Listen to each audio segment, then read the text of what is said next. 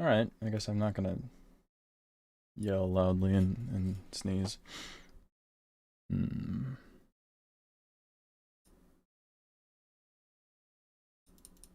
Okay. Ay, ay, ay. I feel like today I'm gonna be mildly low energy. I'm only high energy when I wake up early, and then I'm low energy when I wake up late. And it's not because, like, hold on.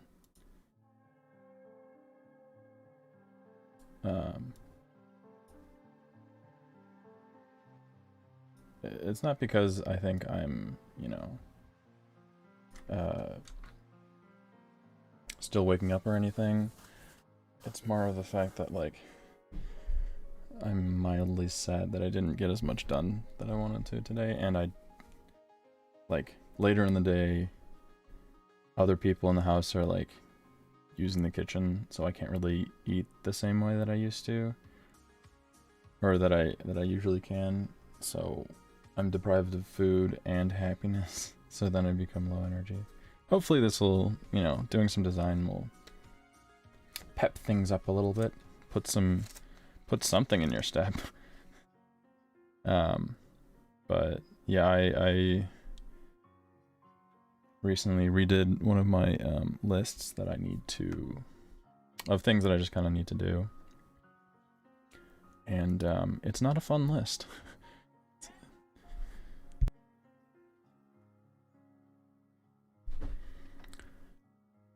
Alright.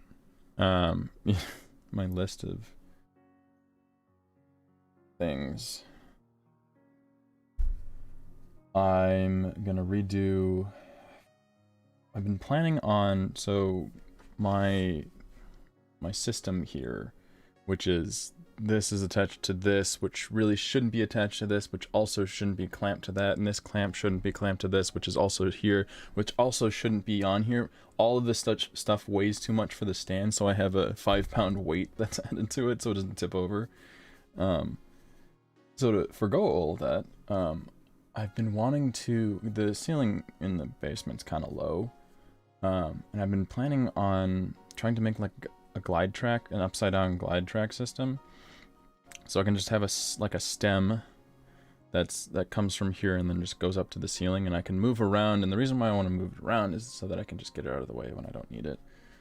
And I finally found like a method to do that that's fairly simple. It doesn't need like a designer's touch. It doesn't need that. It's something that I can kind of just buy and make, but I have to, you know, buy it and make it. So there's that. But yeah. In making a new camera system, I need to redo some of the lighting that kind of comes with it for the sketching. And then, God. And then I still have to finish the door because there's all these gaps around it, and my brother's coming back tomorrow, which means there's going to be more noise at night, which means I need to fix all the goddamn gaps like today or this morning, or tomorrow morning. And then I also got a bunch of soundproof panels that I need to put on there, but before I can put the panels on there, I need to cut out like a vent hole so I can, you know, not freeze my ass off in this room, because there's no, this room wasn't meant to be a room. So lots of stuff on my list, and I woke up at 1 p.m. today. Yeah. Wonderful. Great. Not having a job is great. It's so much freedom. Yeah. I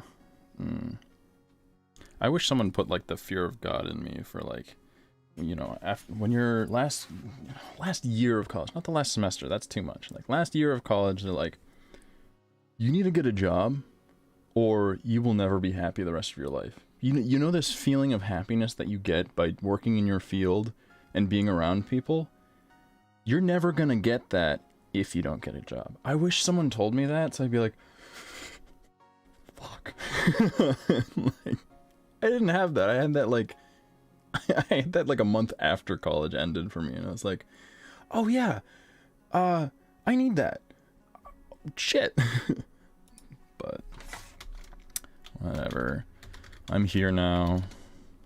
I'm somewhat happy. That works, I think. Hold on, I just need to look up, because I'm probably not going to stream until 10 today. Not that I usually do, because I kind of run out of energy before then. But I need to go get something to fill in the holes for that door. Because I don't want to do it in the morning. Yeah, I want to just... What seems to work for me is that, like, what wakes me up in the morning is something to do. And it's, like, something random to do. So it's not like, you know, oh, well, I'll just, you know, say that I'll read a book or read 5 pages in a book every morning. I can't do self-imposed stuff, but it's something like, I need to fill a hole in this gap for soundproofing so that I can continue doing this. Like, multi-pronged, multi-things, like, I need to do this so that I can continue doing this so that I can continue, you know, doing more design and getting better at design. I need to do that now. When there's more, like, steps of, like, I need to do this because of this, and because of this, and because of this, I'm more likely to do that first thing. But if there's a lot of energy if it takes a lot of energy to do the initial work for it, like, I need to fill in these holes. I'm gonna get some, like, expanding foam, spray expanding foam, just like in a little can. If I have to drive over an hour to go get that, I have to drive 30 minutes to get to the store, get the little tiny little can, drive 30 minutes back just to put it in place. It's too much effort. No. Fuck no. I'm not gonna do that. But if I have the spray can, or the spray foam can, just wake up, shake the can, spray it. Like, even, you know, if I'm gonna go today and get it, I'd probably just do it tonight, which means that tomorrow morning I have the fear of God in me to go apply the spray foam stuff. Why? Oh, the goddamn... No. No. Oh, shit balls. Is that why? Well, one of my lights went out. Speaking of redoing lighting, oh, guess that lighting really did. I have just like a old lamp in the corner to make my room feel less like a dungeon. I didn't realize it actually like did a decent amount of lighting for my face. So I guess I'm gonna be creepy today if I am not already. Oh, it only takes 18 minutes to get there. How quaint. I'm still gonna... I think I might end at maybe like 9:15. So I can get myself over there. I gotta set an alarm. I'll remember 9:15. I think I will. I think I'm... well... maybe not. We'll just figure it out. Alright. Enough jabbering, I guess. Okay. That took too much effort. Time to go to this one. Look at that. Oh, not doing that one yet. Hold on. There we go. Just gonna start out with some shoulder exercises, pump some iron. No. Just like every time, maybe not every time. I guess in college I didn't do it as much because I was just sketching more, because we did have the mild fear of God in us to get shit done. But ooh, that's bad.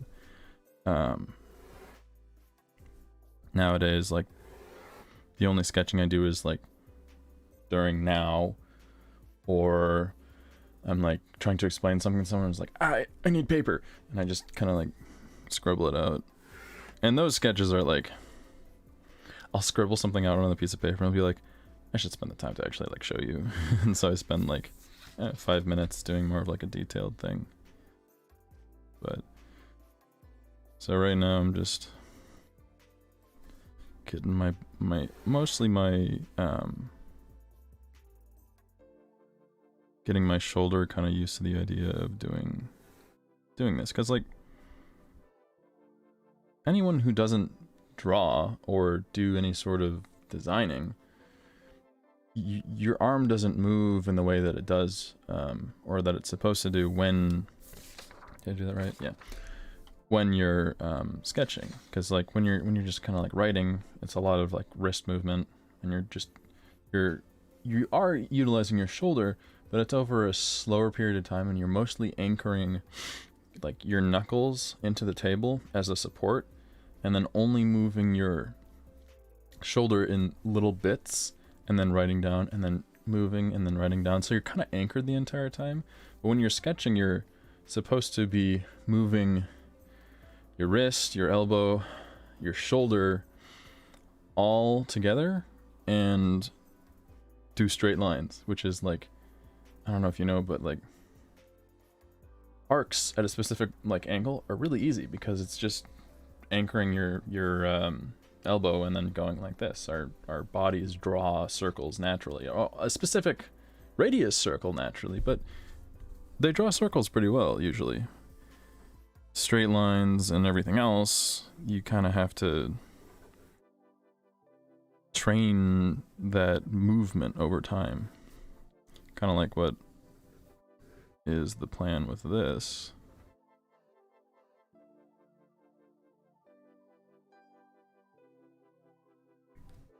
Hold on.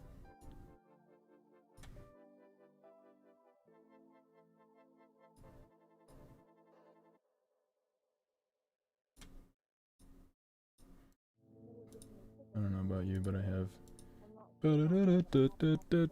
It's just that, only that. It's like playing in the back of my head. Here's a cool invention. What if someone was able to invent like a thing? Yes, a thing. So explanative.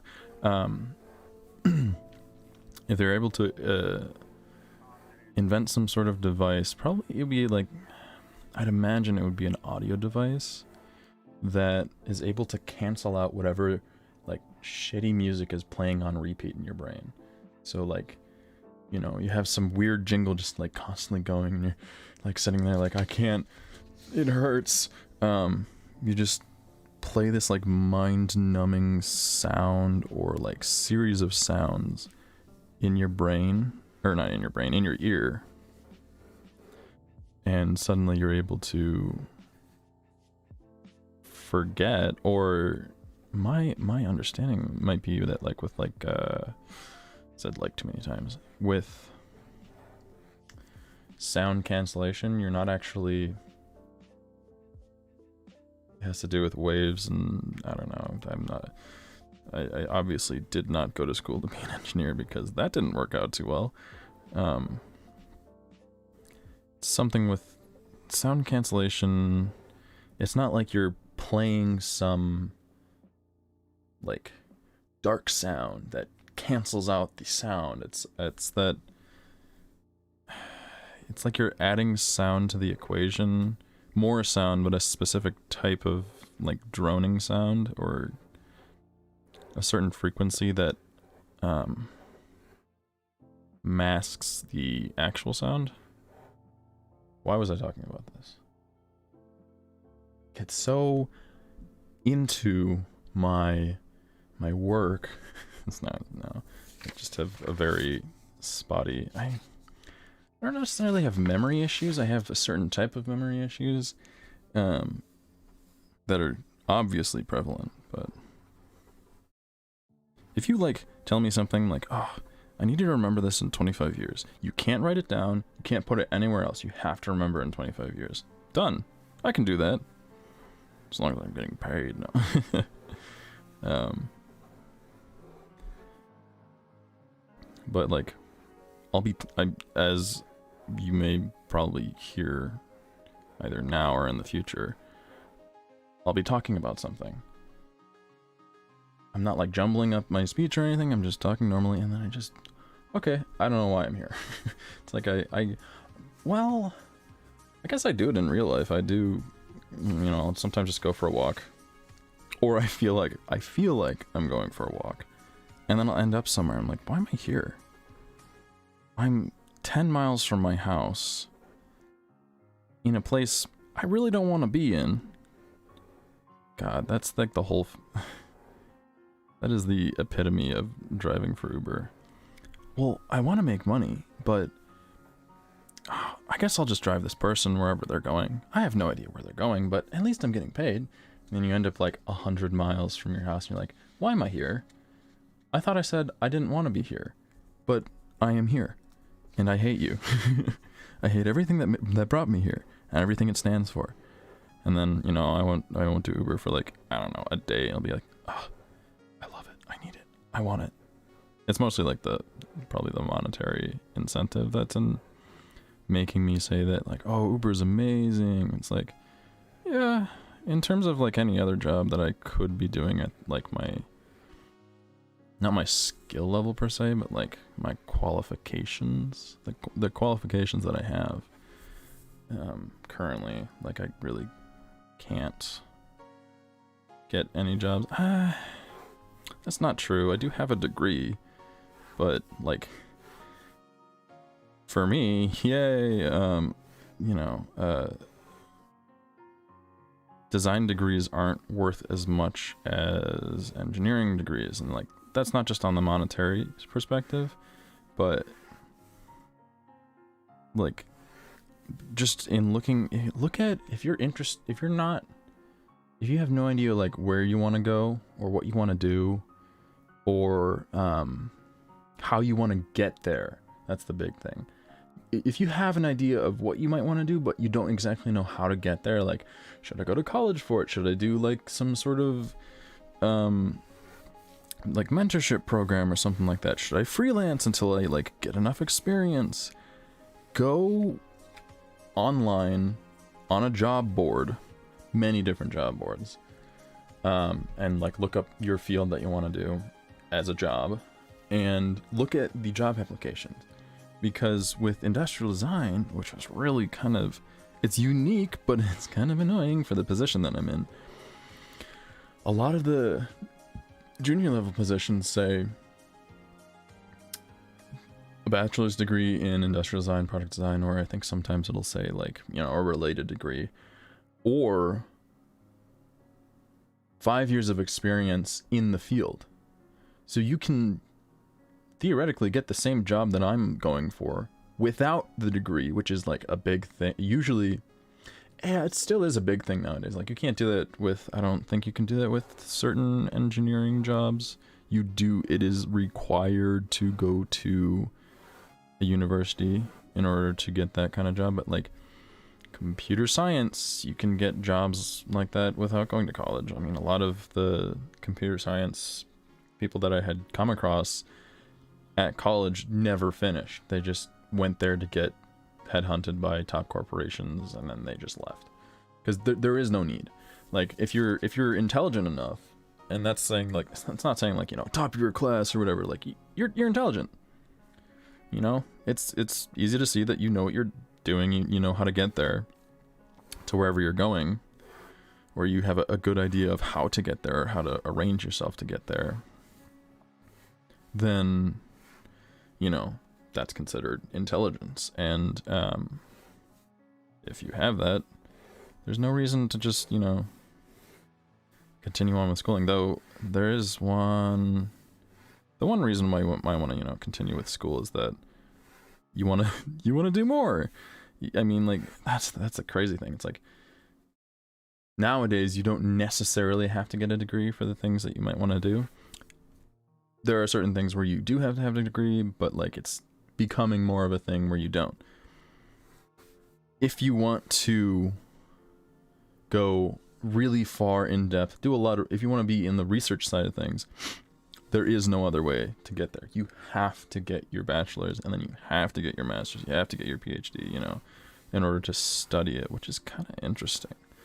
Like, of all things, I feel like in order to simply study, and like, yeah, of course, the idea of like going to college is to study the thing.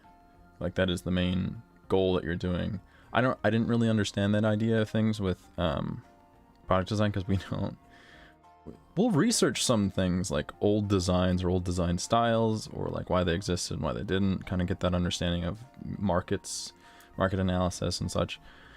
But we don't do as much studying. We just do like practical applications, which is understandable why you would be able to not go to college, because if you just learn the practical side of thing and like maybe research some cool design principles or whatever, it's pretty much the same thing, just less expensive.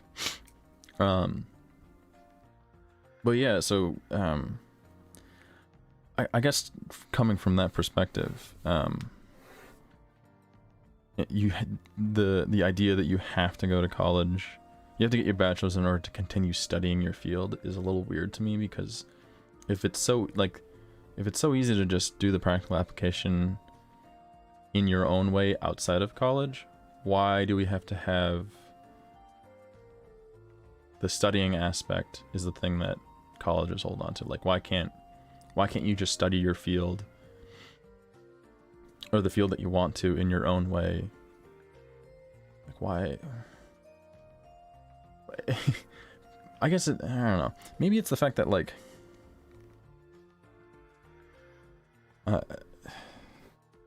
sometimes it feels that, like, whenever I question things and there's no good response or no good answer, it's just the fact that, like, either no one's questioned it before, or there's an easy answer that I can't find. So yeah, it could be either. Who knows?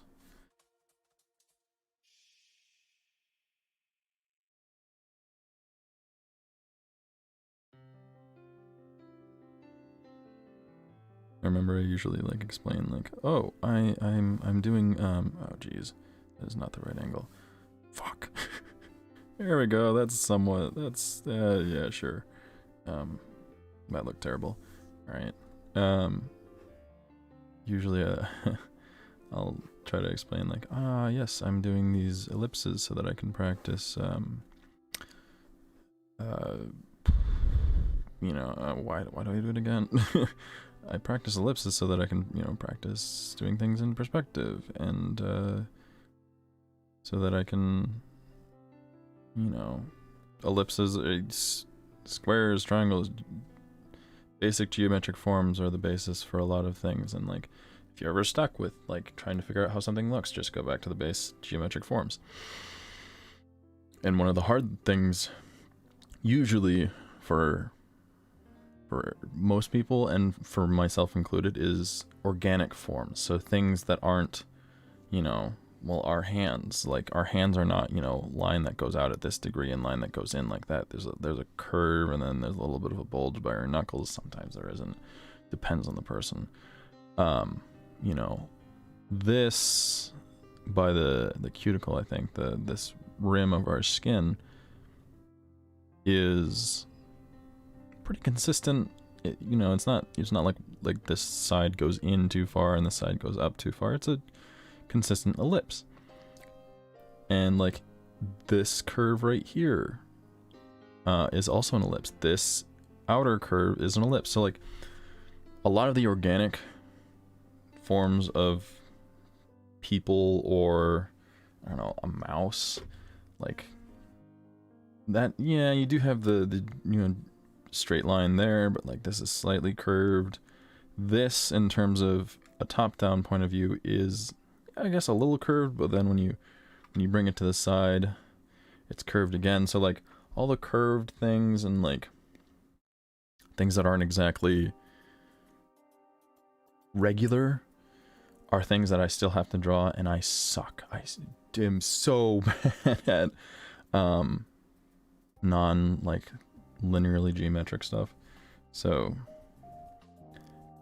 for me, this type of practice stuff is I get to tell my arm, all right, it's design time, let's get back into the groove. But it's also like a way to practice without really practicing kind of those types of forms. Oh, balls. Yeah, that sucked. Okay. Let's do another couple. My boxes are not the greatest today. Maybe it's because my eyes are being busied so drastically by all this shit that like I can't see and I get my angles a little wrong.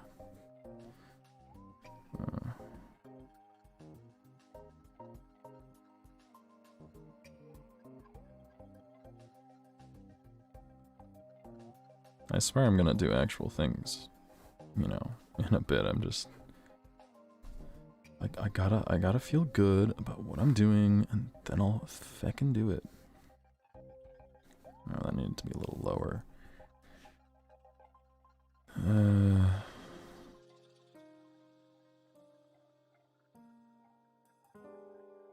It's kind of funny.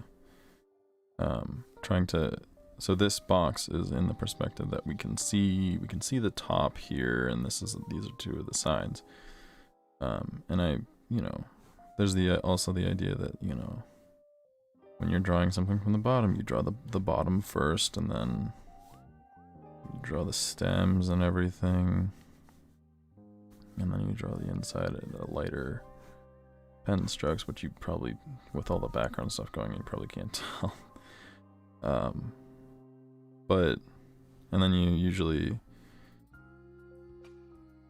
do a heavier outline on the stuff that you can see, so this perspective is in the bottom perspective, but there's also some lines here that kind of show the idea that you could, if you saw inside, that's what it would look like. If you, normally, the idea is that you would do these bolden lines the first time that you draw, so like, you just draw heavier.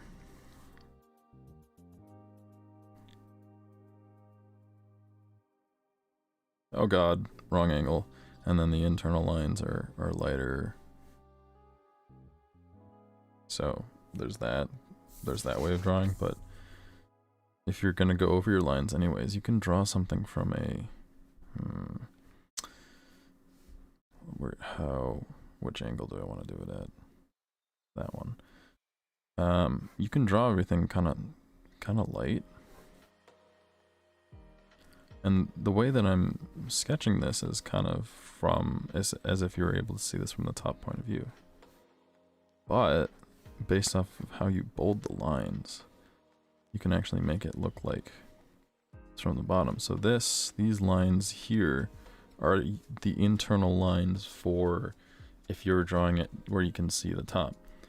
But if you bold those internal lines, suddenly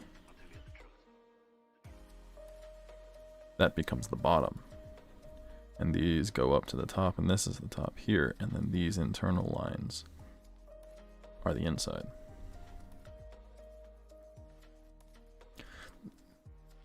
That it's not that like it blows my mind, it's more the fact that like it's just huh, okay, that's cool. And I can sit there and just do this like for 5 hours. I feel like, well, I have the interest of being able to do this for 5 hours. I'm still quite tired right now. That is always seems to be present in some matter of fact. But let's see. Kind of want to drop both these at a drastic angle. Oh god, there we go. And I want to do this here, and that. Oh, I don't normally do it that way. I normally draw this line and then I use it to connect those two. But I'm getting better. I'm leveling up. Oh my god. I'm leveling up. I wish in so many different ways that once we got better at something, we had like a meter on our list, or on our wrist, or on our arm somewhere that was like, you're this level in drawing, you're this level in communication, you're this level in pooping, or something like that. I wish in some degree we had that, like, school systems kind of do that, but they're not really that accurate, because they just determine that you're really good at testing for that. You're not necessarily really, you can be amazingly good at history, the subject history. You're really good at history, you know a lot about history, you're very knowledgeable about that, but you can be very poor at testing and get like a B in the class, or a B on the test. And that's like the kind of, oh my god, there's a really interesting study on this nuclear power plant that I'm writing a note to see why I started the conversation. Maybe this will help. There was this really interesting study on a power plant that almost ended up like going into meltdown, because the way that the panel was originally designed, this is like the story that we get told, is like, this is why industrial design was invented as a field of study.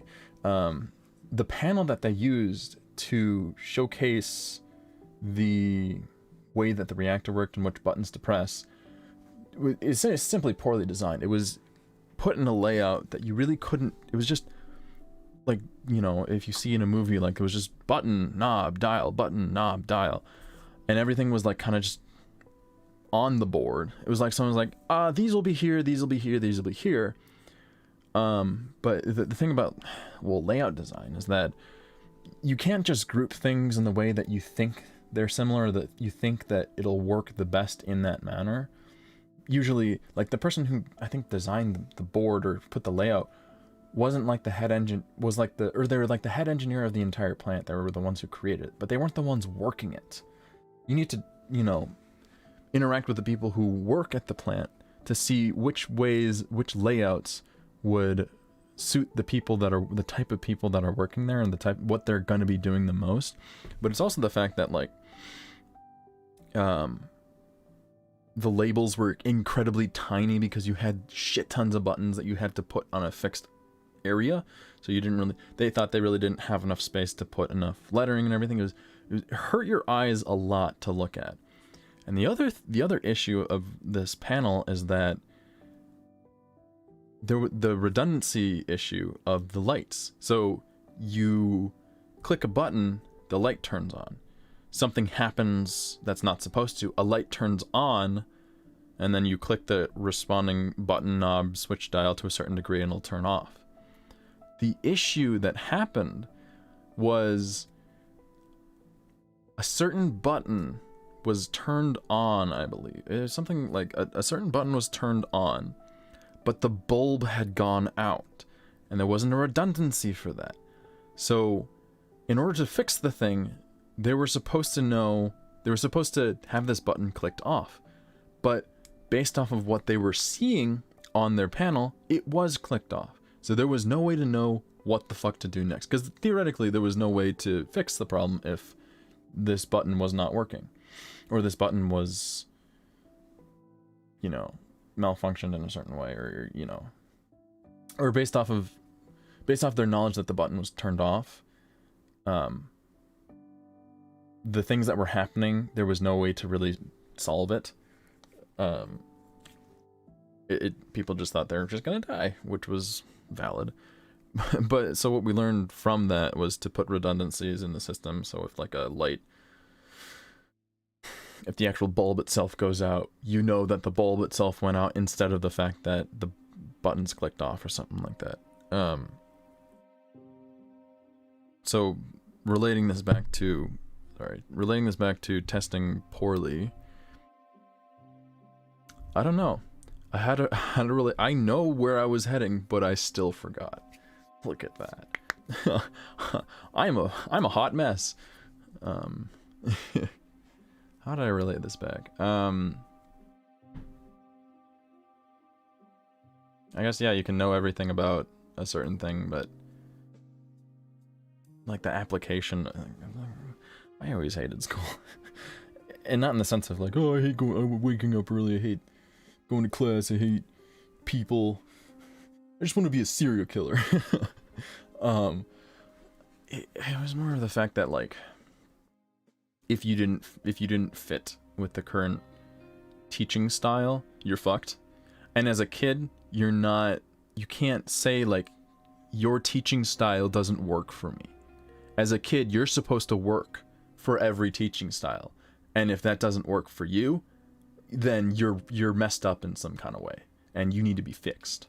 You need to be fixed so that the teaching style can work for you. And as we know, many different teachers had many different teaching styles. So you had to be flexible in every single teaching style, no matter what, or else you're conceived or you're seen as dumb. Which I feel like I figured this out like before high school, because I had this really, I was mistakenly put into a class for idiots, which was, we knew kids aren't dumb. We knew it was for idiots, like a math class that was for idiots, because previously I'd been like testing out of a lot of math related area or subjects and subject matter. I'm gonna get the next thing up I need to do. I was doing really well in a lot of the math subjects that I was doing, and the next year that I went to, it was 7th to 8th grade, that 8th grade year that I went into, I was in a course where the teacher was like one of those highly animated people who's like, all right, we're gonna do jumping jacks when we do our multiplication tables. And I'm like, I understand why this would, like, in my brain I was like, I understand why this would work for people who don't understand the subject matter. There's the thought process that the teaching styles previously of math, which is just, you do this, you do this, you do this, now practice, okay, now you get it.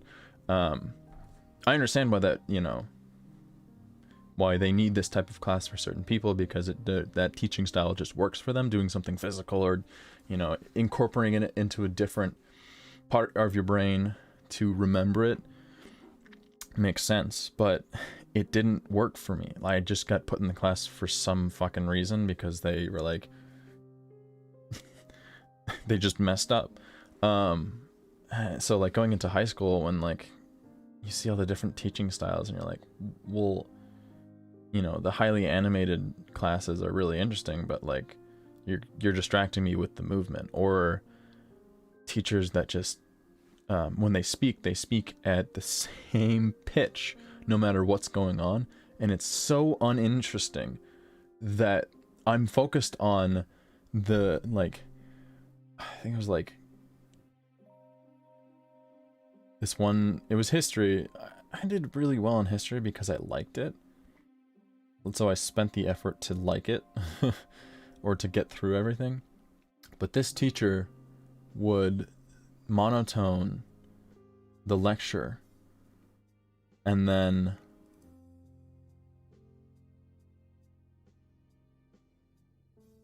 I think what it was is when she greeted us, she dipped her pitch down and then would do everything in monotone, and then at the end when she'd say goodbye, her pitch would go up slightly.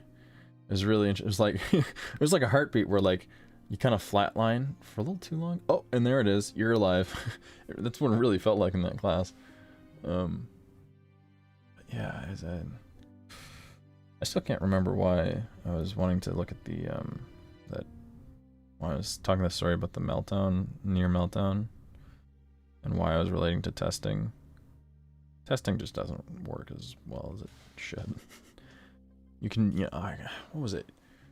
The idea was that, you can be really good at something, but you can test poorly in it, and that will determine how good or how bad you are. Everything, yeah, I guess everything can be working fine in the power plant, but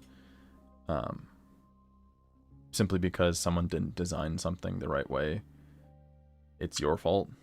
So like the board, the layout of the control panel, like the person who laid it out didn't lay it out in the proper way for the people who were actually working it to understand, and they didn't put enough redundancies in there for the other people who are working at the plant to understand why certain things are going wrong. And then if you operate in that way, well, then you're gonna die. That's it. there's a part of me that kind of wishes that like we had that sense of like immediacy with a lot of things still, because like especially even now with like COVID-19 still being like one of the top 5 possibilities of death in the world, in the US. Yeah, in the US. Even with that like being up there, you know, it's no longer, you know, the leading cause, the 3 leading causes of death in I think it was like 18-year-olds to 18 to 30. The leading cause of death used to be, the top 2 used to be, I think it still might be, but like the top is random accidents. The next one is suicide, which is fucking insane. And then the third one I think was like drunk driving or something like that. But I bet you if you look at that nowadays, the 3 leading causes of death for ages 18 to 30 would be still random accidents, suicide, then COVID. So like with COVID still being a major issue, no one has that immediacy of like, we need to figure this out or else we're gonna die. I wonder if it's like an effect of like, we've gotten really good at negating that feeling. It's not necessarily a good feeling, but like the fear of something going horribly wrong can drive a lot of things. Like a mild amount of anxiety is always good. Having no anxiety ever, you tend to not get shit done, usually. I mean, there's some people that need no anxiety to get something done, but then most people need a little bit of anxiety to get stuff done, and then again, most people have too much anxiety and therefore get nothing done, which is really interesting. But yeah, I'm mildly cruel in how I think of things. Like having the fear of death on your mind, of, you know, quite life-altering things like, you know, a disease that will ravage your entire system and kill you. You'd think that people would be like, oh shit, we need to figure this out. But the fact that it isn't that way and no one's actually thinking that way is kind of bends my mind a little bit. Because like literally, it is a death virus. Yet no one, or very few people nowadays are like worried about that. Or at least the people around here. Then again, the people around here are like, you know, no one can have my money, not even me, and I will give it away to 2 people who, you know, have no concept of money because I never taught them that. These 2 people, my kids, can get that, you know, when I die. It's like, that's the biggest fear for a lot of people around here. Not death, is you know, someone taking their money before they can use it, even though they're not going to use it, and they're actually just going to give it to their kids when they die. Those kids who really didn't grow up with any concept of money because you never used it in your lifetime. Good idea. All right. Now that I've talked myself partially to death and I'm quite tired. Oh, 2 more hours.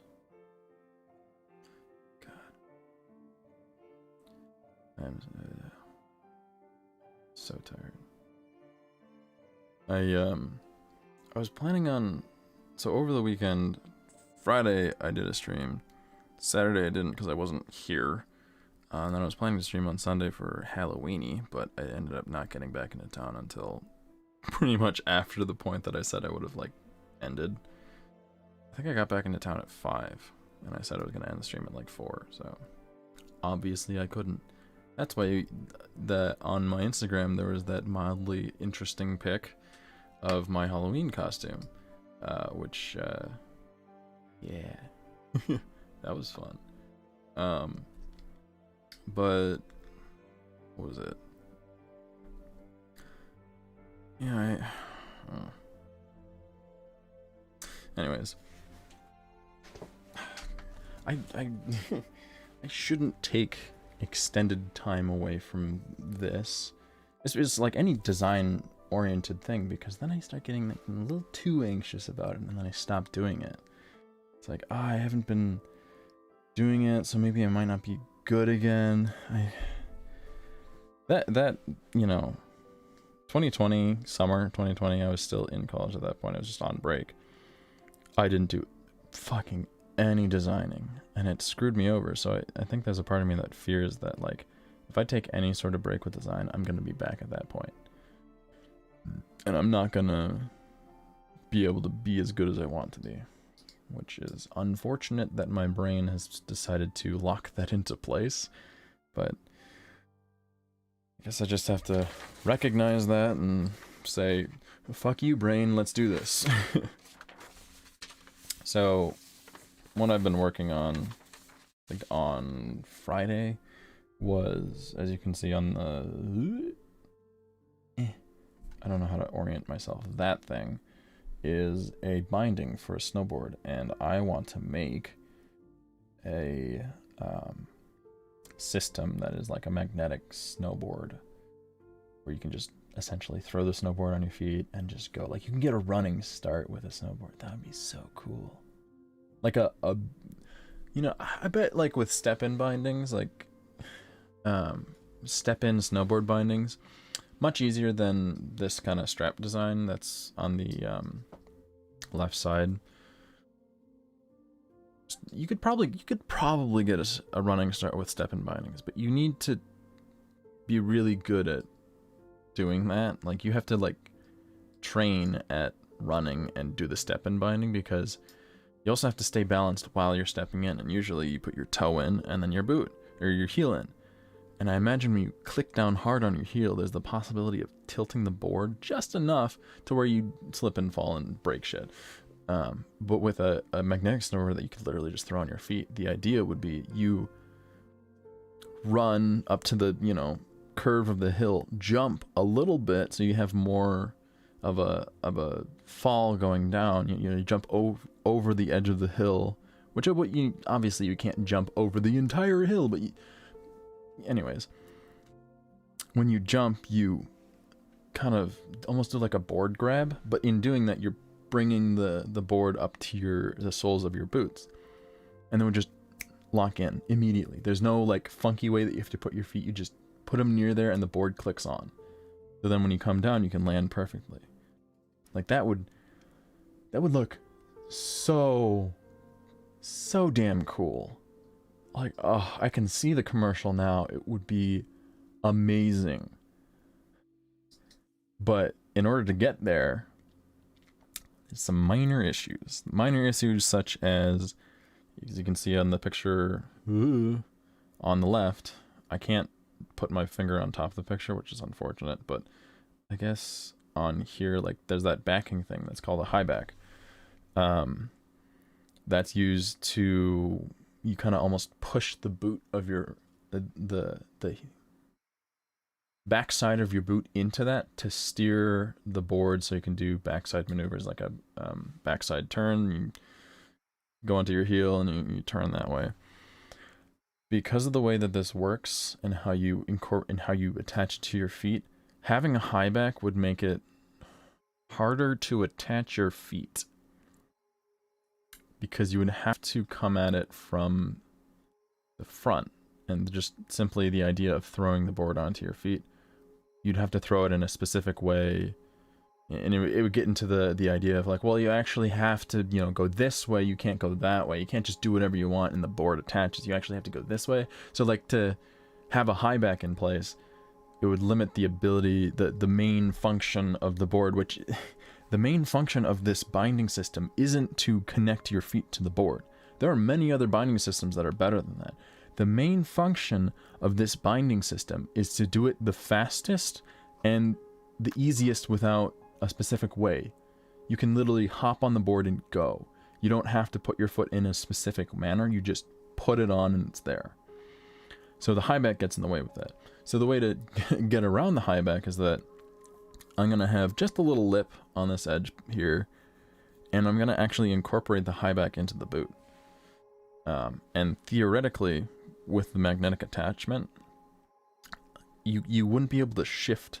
So if you're, I guess I have to put it like this, if the toe is by my fingers and the heel is by here, with this, my understanding is that you have a little bit of wiggle room with this. You know, the boot isn't, the bottom of the boot isn't attached in any way to the bottom there. And while those bindings can be very tight, you have a little bit of shifting room. And it could also be the fact that, you know, the backside where the heel is on the boot itself isn't very rigid. And so you actually need that high back for stability. So the idea is to just incorporate more rigidity in the boot. Only on the area that it needs to be. Other areas can be quite flexible, maybe at the toe or on like the opposite side of your, like on the top, where your foot kind of connects to your ankle, kind of connects to your leg, that area. I just want to put more emphasis or more rigidity on the back so it can act as a high back in place. So that's one way to get around it. The other issue that I have to figure out is I have to figure out how to clear out any debris from the connection point, because that is your only connection point, is these magnets. You got fucking nothing else. So they have to work. And there can't be any way to disconnect it in a way that you don't want it to disconnect. The idea that I'm going for is that the board would actually have electromagnets. Yeah, that's like the high-tech way. The low-tech way would be some sort of mechanical system that pulls the magnets out from its connection point, or like a divider that slides in between that cuts off the ability for your boot to attach. And this would be controlled by a handheld device that would, if you ever see like movies where like they have the, you know, the dead man switch or whatever, where it's like a little trigger in your hand.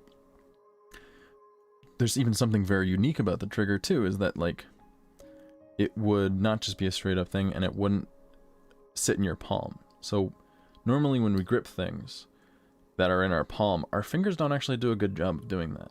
Like if it's something small is sitting here and you just pull your hands in, you actually have to like put a lot of effort into getting our fingers like this, which still isn't going to get towards the pen, which means you have to get here and push down. If you ever try to do something like that, it is a shitty way to grit something. I get that. It's like, it seems like kind of like an info commercial, but like one of those infomercials where someone opens a cabinet and all the shit falls down on them. Look at how disorganized it. Yeah, I get that. But like, I'm trying to illustrate the fact that like this grip position is not a good position, because you only get the pads of your finger on the device, and it's actually on the inside, so it has more of a likelihood to fall out like this.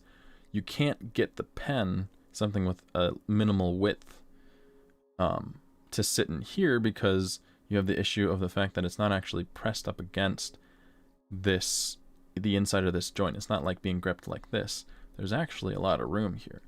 And this trigger would be quite small, because there's no reason why it needs to be. The idea that I have is that it's going to actually be like almost like a digit device. There's going to be a strap that goes around here. You're not going to be able to put it over a thicker area of your fingers. The idea is to want to put it here so that it sticks here, and it actually sticks in the crevice of this joint. So it has more of a contact patch, because you're not just contacting a flat surface such as your finger, you're actually going to be contacting the curved area of the inner part of this joint. So be a strap that goes around here. So you'll more or less kind of grip it like this when you're kind of snowboarding. People's hands, when they're in a relaxed state, go like this. So it's feasible to have more of an aggressive curve, but not a total grip on something. So it'll have that strap to hold it in. And the idea here is that there would be a button. Now, again, if you put a button that's on top of here, it puts your thumb in a kind of awkward position. This doesn't feel good. And while it's a button that you just press, it's still kind of awkward, in my mind. So the idea is that this top piece would actually curve outwards, and it would kind of, you know, it would be out here. So when you're pressing the button here, this is a much easier position to be grabbing something, or to be touching something in. Out here is like, but out over here, you can even theorize that it's just a difference between a closed fist and moving the thumb up slightly. Now, there has to be, redundancies to make sure you don't actually hit the button and then just eject yourself from the board. That would be bad. But it's not going to be something where you have to touch this, touch that, and then click the button. Like, that's again, a different direction that you do not want to go into. So I have a couple ideas on how that could work. I just need to sketch that out. But as of right now, what I've kind of figured out is that after sketching a couple of things, I do need a little bit of a ridge on the toe and the boot. Not to keep the boot in, not what you think. The idea of this ridge, and actually these on here is not to keep the boot in place. It's to make you believe that the boot is not going to move. A lot of design is not actually based off of the function of something. It's based on the convincing you of something. A form convinces you of an idea that you have about something and how it should work. So if you're going to be told by someone that, you know, this device will secure your boot into place, you're going to be looking at this and think, oh hell no, that normally bindings look like this. So to make something look like this, it's going to look to the person, no matter how good it may or may not be, it's going to seem like something as minimal as this is just not going to secure your foot as well. So what I have to do as a designer is to incorporate certain forms to make it seem like this edging is significantly more secure than a typical binding. By doing that, originally I was just going to leave, so most, I think you can even see in this picture, regular snowboard bindings don't actually have an edge on either side, neither on the heel and the edge. I'm going to have to put an edge to make it seem like it'll hold your boot more, which means that this section where your foot lies is going to be slightly inset on the binding, but you can probably tell just a little bit. I can't put my pencil directly on it. Where your foot sits on a binding is slightly higher than the board itself.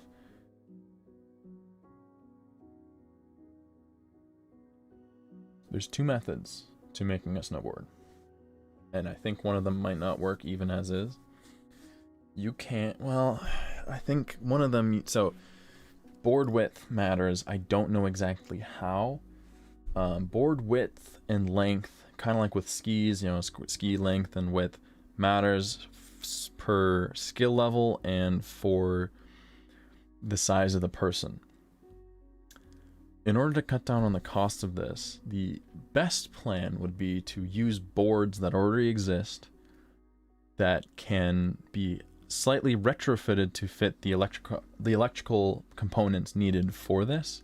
But basically you just take this binding and add it to the board like you would any other bindings. And then you could either the battery pack or whatever could be incorporated in this so that you don't actually need to modify the board itself. That would be the best way to cut down on cost, because custom made boards are gonna fucking suck in terms of cost. So there's two ways to make a board for this specific thing. Retrofit something that already exists, or custom make it where the actual, like, as I said, this is gonna, the boot is actually gonna sit a little bit into the binding.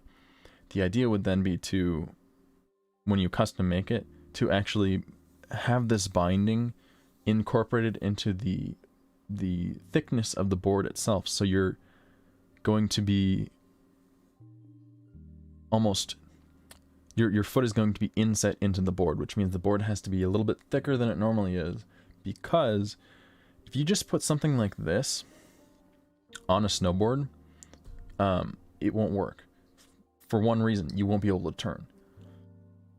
Because what I've been seeing when I research some things. Hold on, I'll cue you into what I'm looking at in just a minute.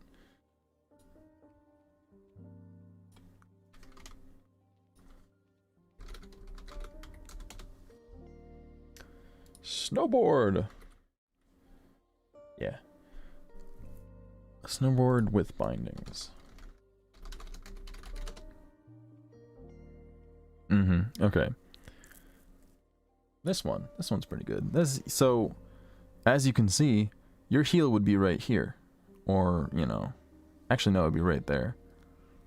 Yeah, I'm not a snowboard manufacturer. I don't manufacture snowboards, so it's kind of like hit and miss. Like, I really need to look up, let's see, like why, snowboard sizing. What the fuck? Snowboard sizing.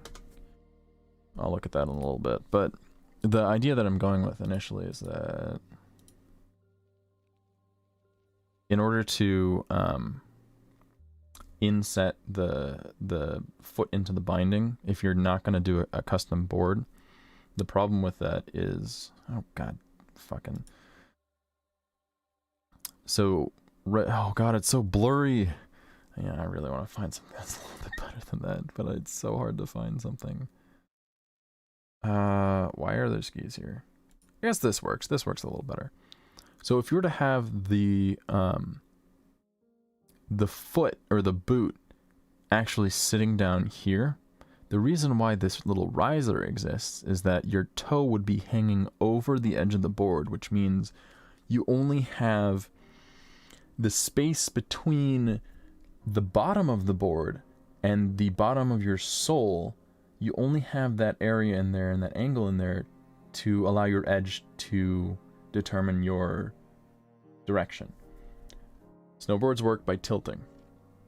If there's something hanging off the edge of the board, it's going to decrease the amount of tilting you're able to do. It's also going to get in the way slightly. Like if you're going through snow, I imagine if you're going through snow, it's a little thicker than you normally do. You're not like skimming on the top of it. The toe that's sticking, anything that's sticking off the edge of the board is just going to get in the way. And while how this works, you know, it doesn't get the toe out of the way, it just gives you more space to go past things that are, you know, taller. So if I'm gonna make a snowboard that puts the boot into, like, this puts the boot on top of the binding. It's not on top of everything, it's on top of the plate. If this board had if this binding had the boot go into the binding just a little bit, you still have to make this amount of space for so that angle isn't too small to be able to turn.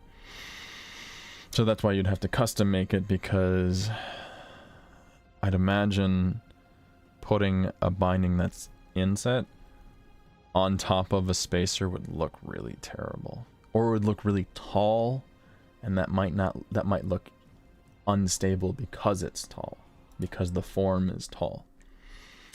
Now up here, you know, this looks like, well, then again, hold on, I know I'm close to the microphone, hold on just a second.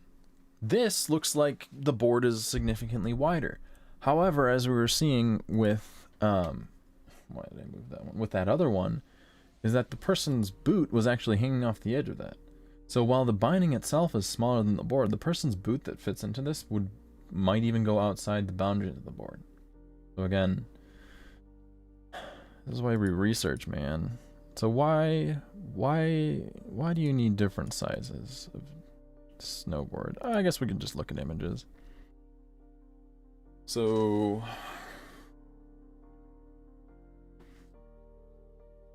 I don't want to see like a direct reference chart. I want to see something like this maybe. Yeah, so you can be 5 foot, but as the weight increases, the board increases. But if you were just this weight, but your height increases, the board also increases. So it must be basically the same theory with snowshoes, I imagine, where if you weigh more, you're gonna have to, your surface area is gonna have to be increased. The surface area of the snowshoe is gonna have to increase because math and physics, things that I didn't take, or take into account really, about, it's to keep you from sinking into the snow. You have a larger surface area, you're more like, and more weight. More weight requires more surface area to keep from sinking into snow, and we're on snow because it's a snowboard. And I imagine that's probably the reasoning. But this just determines the length. There's this one that determines the waist width. I don't know if there's anyone that says like, this size requires this specific waist of the board. No, it's just talking about length. Length is the most important thing. That I see what that would matter, but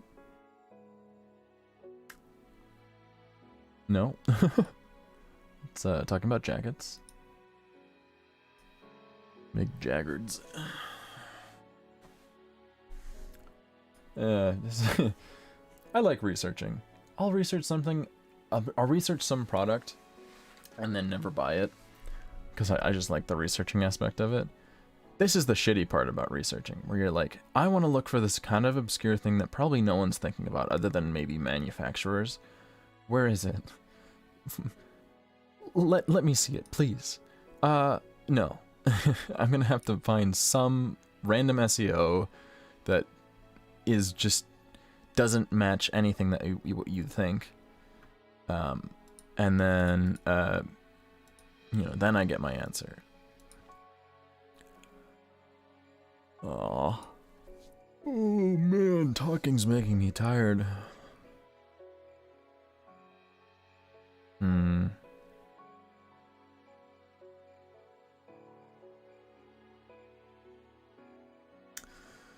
Snowboard sizing chart. Maybe the calculator might help. Calculator. Let's say I'm 6 foot. Oh god. I'm not 65 foot, I'm 6 foot. 6 foot 200. Intermediate. Okay, I kinda wanna see male.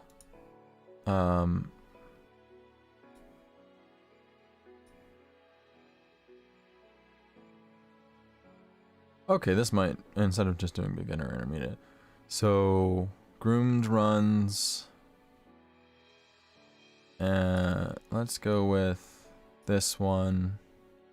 Never.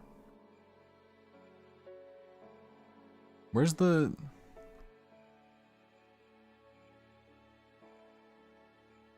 Pick the right ones. Snowboards which are short tend to be easier to turn. They have shorter edges which have less contact with the snow, so it's easier to turn. Snowboards which are longer have longer edges, more contact with the snow, provide more grip and control when you're turning at higher speeds. Oh, that's interesting to know. So beginners who are learning to turn go for a snowboard that's shorter, whereas someone who's more intermediate or experienced go for something that's longer. If you have large feet, you might need to look at a wide snowboard. Is that like a specific thing? Boot overhang. That's what I'm looking into. Oh my god, I just randomly discovered something I needed to know. Okay, snowboard boot overhang. That's the SEO.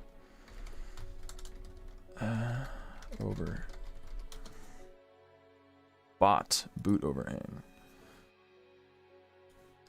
How much overhang is too much? Oh, okay, so there's this picture.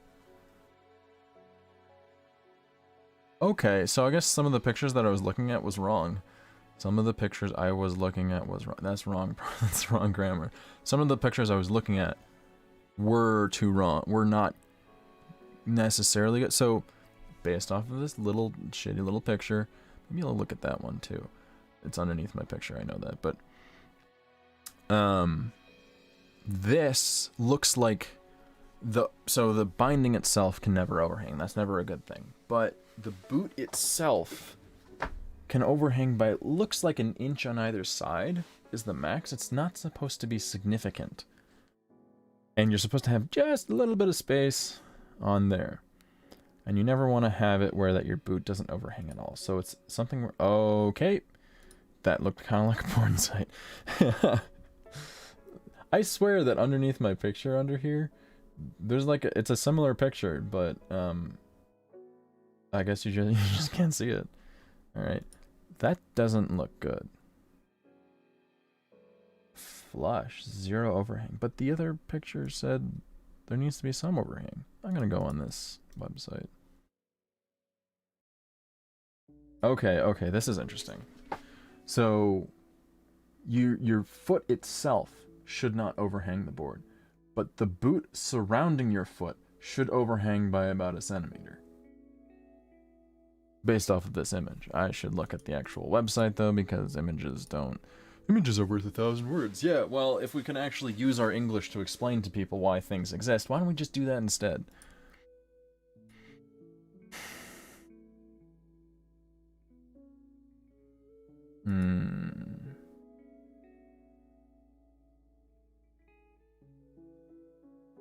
Max overhang of 5 millimeters. Wow, that is small. About 1 inch to 1 inch of an inch and a quarter of overhang on each side of your boot is okay. More than that, and you start dragging your boots as you carve. That's what I think. Okay. You can increase your binding angles to reduce the amount of overhang. Yes. So that would also be a thing. Like, you can do all the similar adjustment things with this magnetic binding system that you can with any other binding system, because why make things more complicated when they really don't? Again, the sole purpose of these bindings is to make it easier on and off. That's it.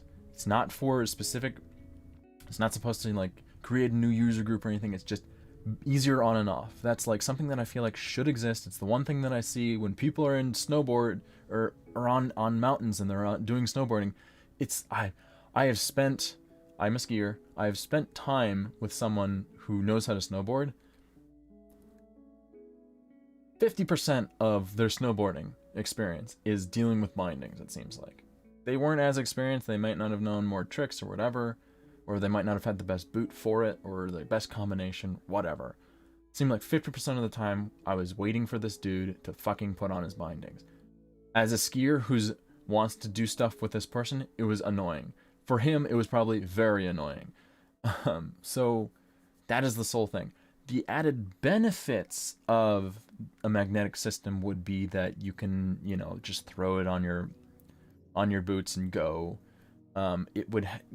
It necessitates a more minimalistic style, so that would appeal to those types of riders. Potentially, I don't know if it could cost less. Simply because it's not used, it might not. It would take a really long time for it to cost less, but the idea of the fact is that there's less moving parts. And it would just be a statement. It would be a statement on the hill. You buy this and fucking every girl will want you. No, I'm kidding. If anything, other snowboarding guys would want you, but, Alright, bindings. Raise your bindings, yeah. Make it harder for your toe or heel to catch while carving. Okay, I'm gonna write this down.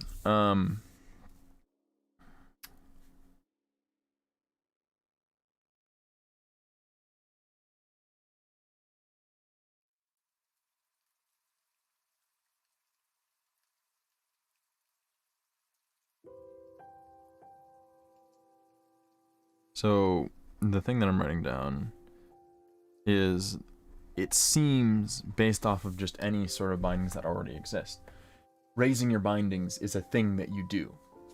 I have no idea. I've never done a snowboard. This is the thing about researching things that you don't know, is that you really need to look at shit. Raise your bindings. That's a thing that just exists. That's a thing that shops will do for you, is raise your bindings. So, for me, as a designer designing something, specifically for snowboarders, is that, okay, I need to make it so that my bindings can do pretty much everything else that the other people's bindings do. Again, reiteration that the only thing that's different about these is easier on and off, and that's a big deal. I need to make sure that every other aspect of how it's maintained, how it's modified, how people use it is almost exactly the same, so that there's no issue with relearning a different system. With understanding with raising your bindings. So I'm gonna switch back momentarily. So I've yet to work on it a little bit, but the thing that I'm looking at, and I should do, thinking of, maybe I'll do 2 sketches, because I think that's all that my brain is kind of currently processing right now. This side here is not the end goal with these. Hold on. These sides here is not my end goal. It's just something that I put in place to work on the backing part, so that I can see kind of like the general look of things. Ideally, these would be on a more... It would be more of a... Sorry. More of a longer look to them. It would look like the binding is like molded into the board, even if it's not. Especially if it's not in terms of like a manufacturing thing. I want it to look like the binding is really molded into the board, so it looks very secure. That is the big thing. I need to make it look secure. I don't need to make it secure. I need to make it look secure. And that would be done, but I don't know if you can kind of see, there's some pretty light lines that I've been just been like screwing with the shape of things.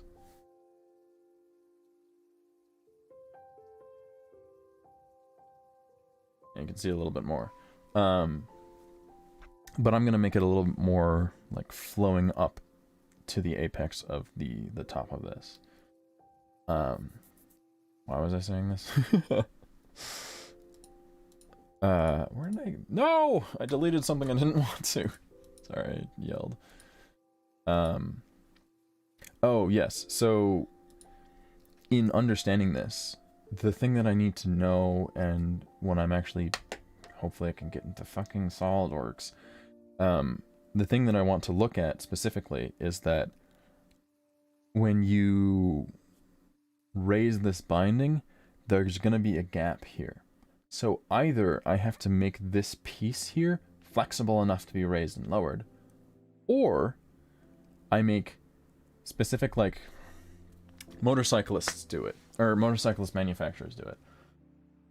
On motorcycle helmets, there's usually the face shield is, you know, if you can think about, anyone knows what a motorcycle helmet looks like, there's a face shield. But, so I think specifically on dirt bike, more actually adventure bike helmets, there's a peak, and it's just like a little sun visor that kind of comes out. It's, yeah, a sun visor, that's pretty much, it's a fixed sun visor that's usually has a lot of holes in it and really doesn't look like it would function like a sun visor, but it does. Some people want to be able to take that off. Well, when you take that off, the actual part, for these sun visors, they connect to the same point that the visor connects to. So when you take it off, the area looks kind of bare, and you can see some of the exposed mechanics of the sun visor, and it doesn't look good. The idea of taking off the sun visors to make it look better. So if you take it off and it looks like parts are missing, it's not going to look good. Motorcycle helmet manufacturers will make these plates that go specifically in the area to cover where the sun visor had been attached to make it look more streamlined. And that's the same basic idea, is that depending on how high your bindings are, if you've raised them more than the OEM level, like the way that they're sold, you buy specific... This is more of a sale thing. Like, you buy specific things that can raise your bindings. You know, obviously, the idea is that you'd be able to raise it with anything, but you buy from us, you get the thing to raise your binding, and you get these plates to cover the binding so that everything looks the way it's supposed to. And so these would be at different angles of degree based off of how high this thing up is. The idea... So this angle here between here and here, depending on how high it is, the angle of the slope would differ. I don't think I would want to make the length of the overall kind of sloping thing different, because it would just be much easier to just make one single connection point here and then make another connection point depending on the height. Just be probably a little bit easier in terms of like a manufacturing point of view.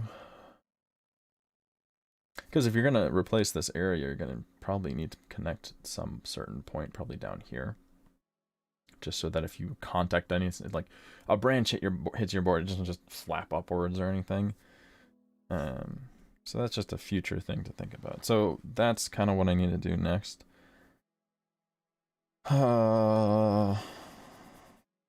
Alright, so that's what I want to do today, but I've just been talking for 5 hours. It feels like I've been talking for an hour and a half. Okay, so this was the last thing that I had looked at.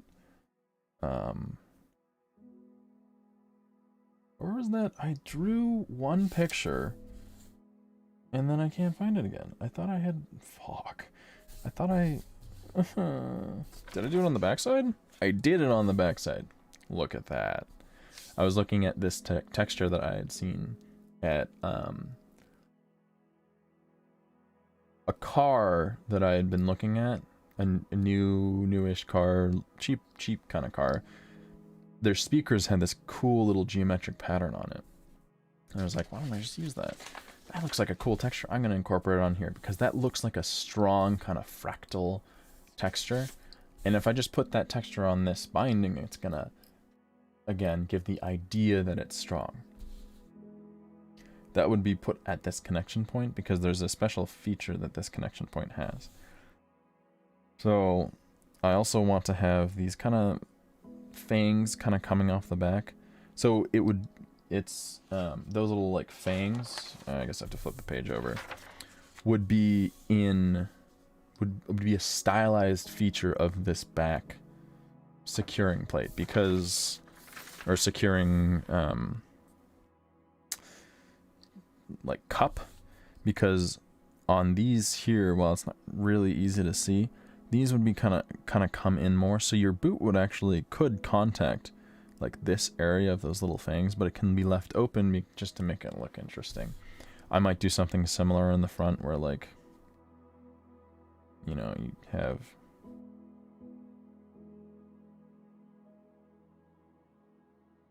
some sort of, you know,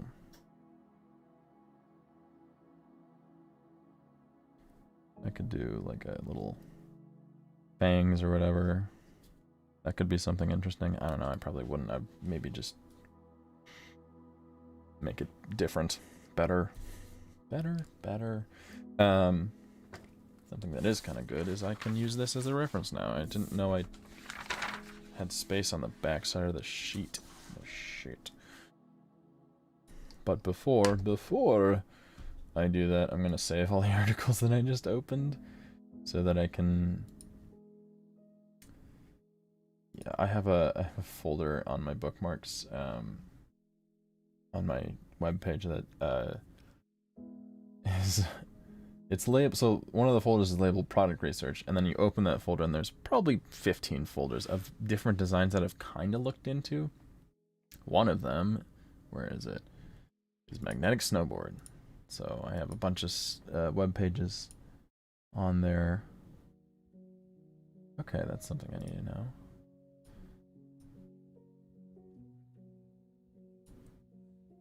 Magnetic snowboard.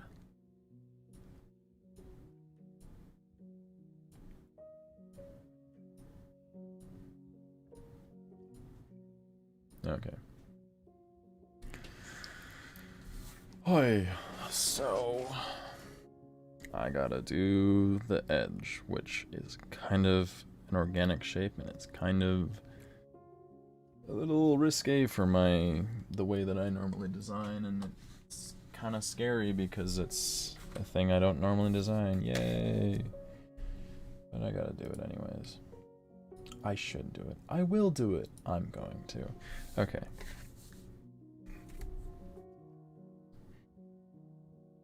I might be a little I might be a little quiet though when I do this, because just a little nervous is all.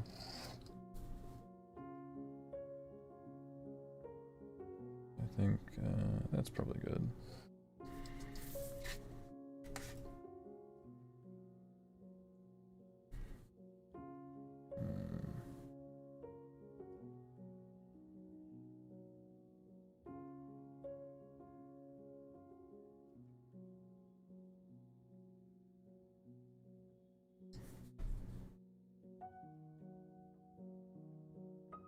I think I'm gonna go generally with the same. So this is like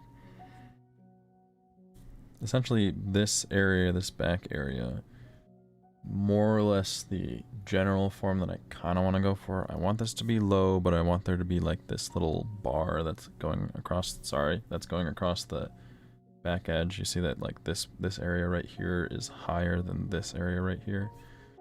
I want that. I want kind of this texture along this point right here. I don't exactly know how it's going to be, because this whole bar is actually going to be able to be pushed into the board slightly. It'll have an activation feature, so I need to make this point open enough to be able to do that, but not too open to make it look like there's a cavity, like an open cavity that things can fall into. And then again, I want some sort of like fanged boot thing back there. So I'm trying to use this a little bit. So I want to incorporate that curve here. I want to make it, you know, look generally the same, but I am working on part of the boot that's, you know, I just realized I also have to determine this shape, this kind of almost two-dimensional shape right here. I don't know exactly what I want to do. I guess I'll just go off of, I'm gonna look at this picture for that. Do something similar at first so that I can kind of see what it might look like.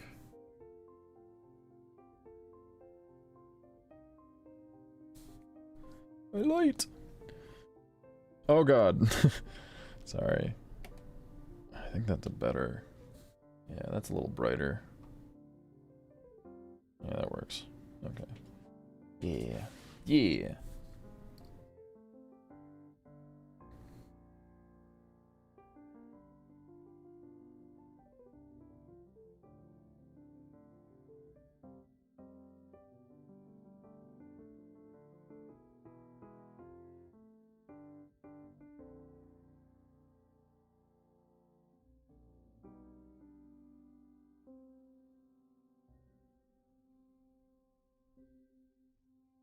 Something like that. Look at that. I don't think I'm gonna do the back edge right now. I might just do like a something shitty like There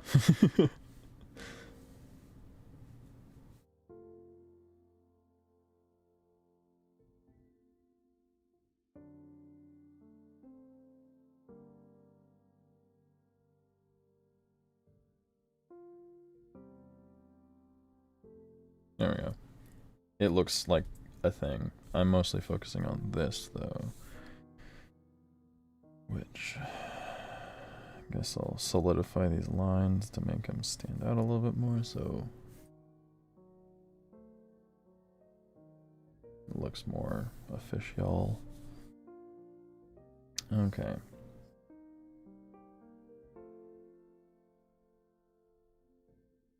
I need to make an edge. I didn't realize that.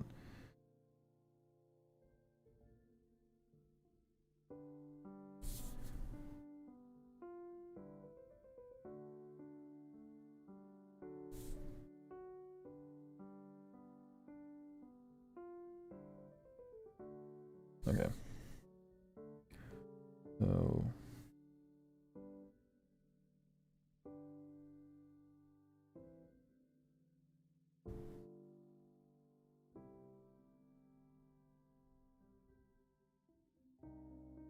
this, I guess, is the first idea. Oh god, that doesn't look right.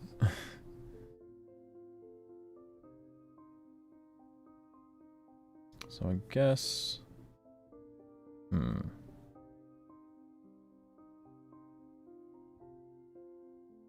guess this could work.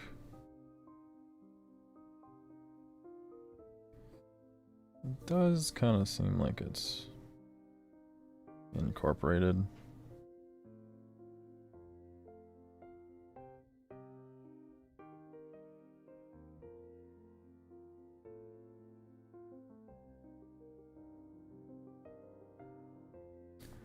No, it'd be down like this. And it would actually kind of look like that from that perspective. There we go. So that could work. The issue is that if this is too tall, this looks unnatural. So actually, I need to, the next image that I make, which is kind of unfortunate, these are actually really big now because of the edges, is that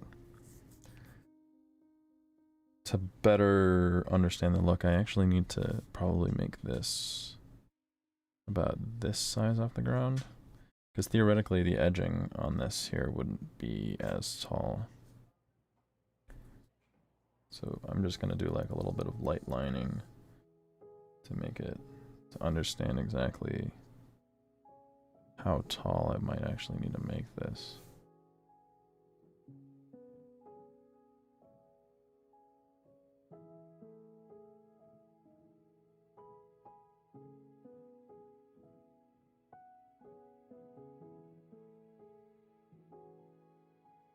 You might be asking, why don't I just do it on a different picture? Because I'm lazy right now.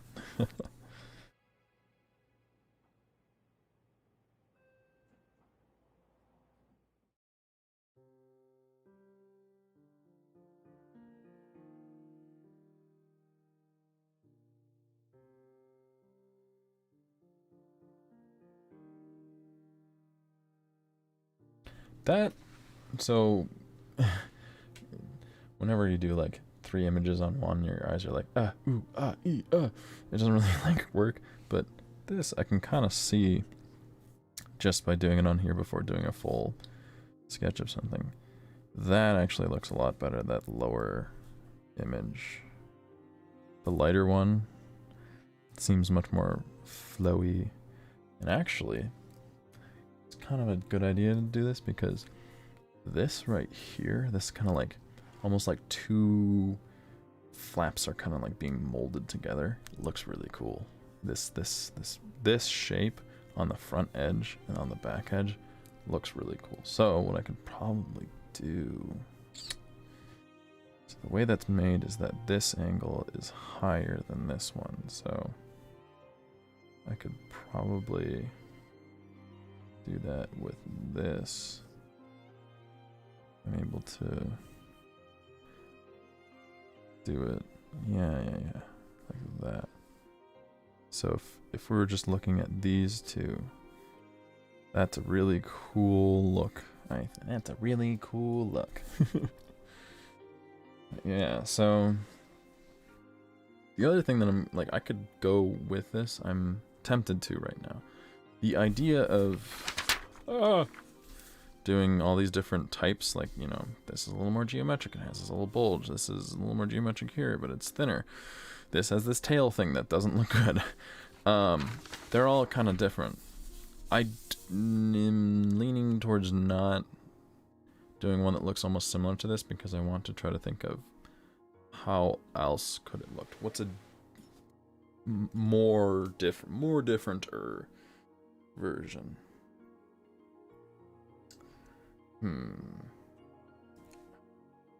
Part of my brain's like, geometric, because so something that I do have to understand though. Sorry, I'm being distracted by my phone.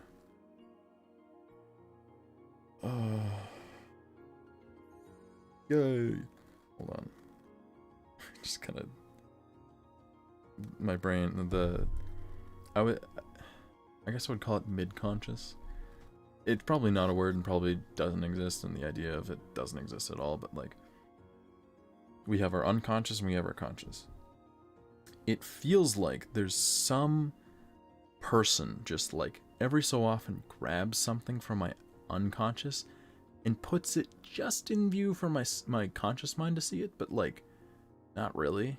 It's like, remember this? But it's just faint, it's just a little bit. Someone in my mid-conscious told my subconscious to look at something, and that was my schedule for tomorrow because that might impact what I do today. It's free and it's election day. Okay. So look at that. Yay, Google. All right. I just realized something that I need to understand and take into account is that this little geometric design here is going to get impacted by the flowy design over here. I might have to make that flowy design start like here instead of starting here, because there's going to be another geometric area in here. Or what I could do, I just got inspired by something. Thank you, Mid-Conscious. Thank you, Mid-Conscious, for doing that.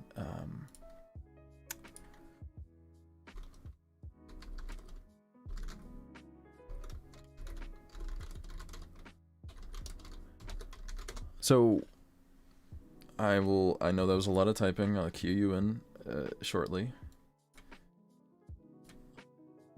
Once I can get my... Okay. Yeah. I love looking at houses because there's certain aspects that are so visually amazing that is not in the current place that I'm living at, and I would love to have, which is the idea of doing a tile to wood floor transition between like a bathroom and like a main hallway. Do it something along the lines of like this, where it's not a clear-cut transition to this area. It kind of like melts into it. So something that I can, this is not really the best. I'm gonna actually save this as an image for a reference. There's a really, like this, where like there's a little bit of like white tile that's kind of just floating in there, and maybe on the other side they'll have like a little bit of like wood tiling that's just kind of floating there. There's a really good image that I just can't, I can find it like every so often. Maybe I'll do modern as the style. God diggity dang it.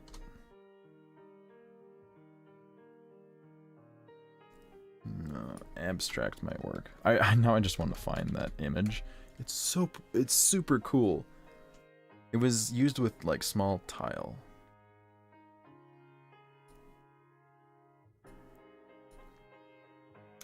That is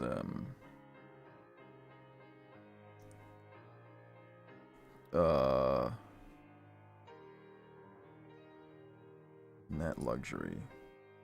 Always block notifications. Maybe this will have it. Yeah, like those kind of transitions are really cool. I love that. I want to find them. This is so cool. It's just around the bathtub. Oh, it's so cool. See, this is why you can give me $1 million and I will probably be like, I'll be living it, but I won't have a lot of cash to spend. I love this with a burning passion, and I wanna use these styles. Yeah, kind of like this. There's like floating tiles almost that just like, it's almost like the person was kind of lazy, but it was like intentional lazy.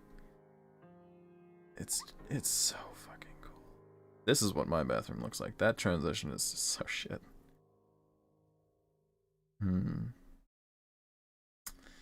Darn. All right. Anyways, this. Let me just save it. Hold on. References. Great. Cool. So something what I might want to try to do is, how do I get both images in the same area? So I'm gonna have to account for wanting this kind of look on this part of the board, on the biting. But what I could do is I could have a very geometric look here and have it sprinkle into this very flowing texture. Because the other idea is just to make this very geometric and very geometric heavy, so there would be a lot of, like, it's mostly, like with this, it's mostly triangles, just triangles at different shapes and like heights and levels, points and pitches and everything. And it's very, on here it would be very compact. I need a transition. It can't just be this all the time, because this has to signify something specific. It's a point of connection that moves. I need to have that. It needs to be notified in a visual manner. So either I could have it very geometric here and very condensed, and have this area, this shape geometric as well, but not as condensed in the amount of, there wouldn't be as much visual simulation would be very minimalist in the amount of lines that are being used, which means that I probably wouldn't be able to do this little edging here. But the other thing that I can do is I can have this be a very geometric area, and then do that kind of like sprinkling effect of where it's like it's a soft transition into a very voluptuous form. So I think that would work the best. That's a really cool idea. Which means that if I want to do any other variation of this, it has to be an organic form, and I suck at organic forms.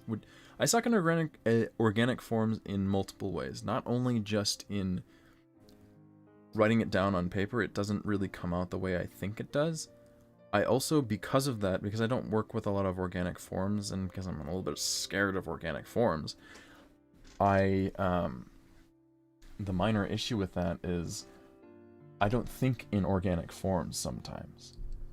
I'm not to say that my brain only works as a geometric brain, but like when someone's like, even myself, when I'm like posing the question, okay, I need to think of a different organic form to showcase, it's a little more difficult because that's not the first thing that comes to mind, because I'm so afraid to draw it, which is why I need to do more sketching, I need to do more designing and visual awareness, so that I'm not, you can always try to be the person to say like, oh, I will always think outside of the box, I will do this to make sure that I can, think in many different ways. But like, honestly, the way that I need to do that nowadays is not just by thinking in you can't, for myself, it seems like I can't think in a certain format without being able to be confident or somewhat aware of that format. So I need to draw organic forms, which sucks because in order to draw organic forms, I need to be able to think in organic form, which I don't already do. So what other shape could look smooth here? It seems that coming to a point here is interesting. I could have 2 points. I could kind of have it like that. 2 points here with a little dip in the middle. It would give it more of like a prong like this, a pronged look where it's like kind of gripping the board. Look at that, organic forms. All right, now I'm gonna sketch it. Yeah, I can use that as a reference.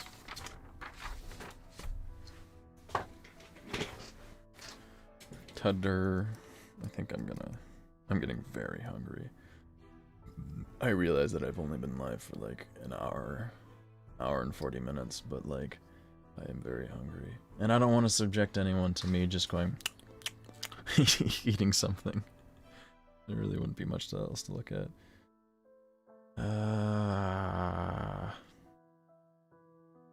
What didn't I just eat today? Alright. So, gotta make the edges lower, and I'm going to make a two-pronged. And the idea of this one is, so the whole, I gotta do it this way. So the way that the one that I just drew works, that it's kind of like it's like a slow slope down like this. Like this is the top of that edge, and this is, it slopes down, kind of like, it's more like this. It kind of it is a drastic slope, and then it would kind of like be less gradual as it goes to the tip. The one that I'm thinking of doing is that it would be at an angle, but at the where this point meets the board, it would actually be very gradual and then drastic. Here it's drastic then gradual. So it would be opposite, and it would be a different, mildly different look, because I have two prongs instead of one. I think I'm just gonna do one edge. Fuck it, I'll do two. Okay.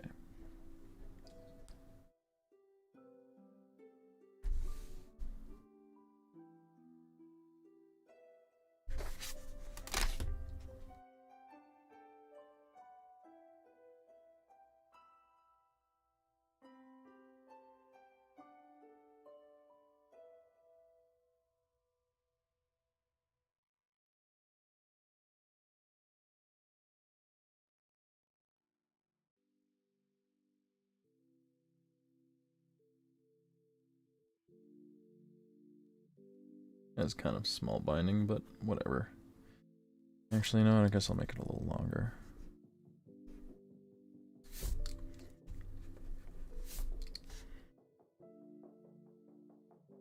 Yeah, that works.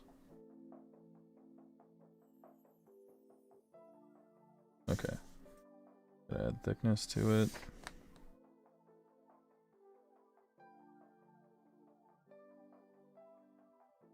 This is why we draw lines for 10 to 20 minutes. So that kind of freehand stuff more often.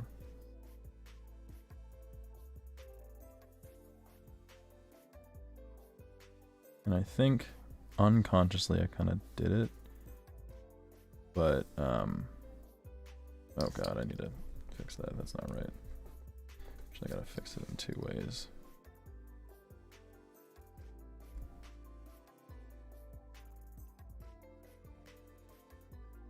Unconsciously, I kind of did it with the second one.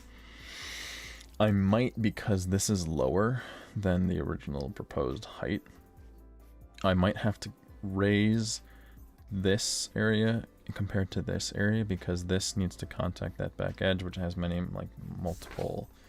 It has this, and it has that little, like, edge right there, which also then carries, you know, there's a lot going on in the back that's kind of multi-tiered. So I might need to just make this a little higher. I need to take that into account. But I'll just bold the lines for now so that I can generally get the sense of where everything is.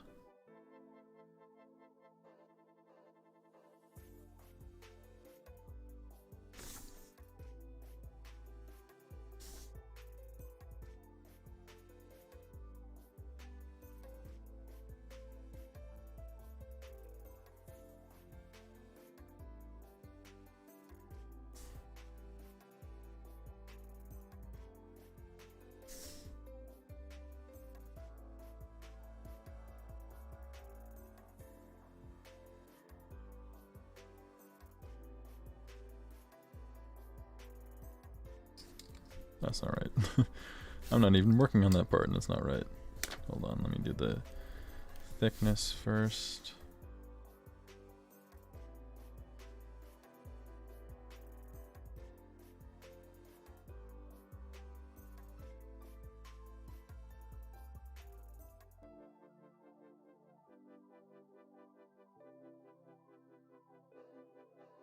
Okay. Generic back edge doesn't signify anything. I just need to have something back there so it looks like it's the board. Okay. So now I think multi-prong one would probably have one there, and would have one there. And then the idea is to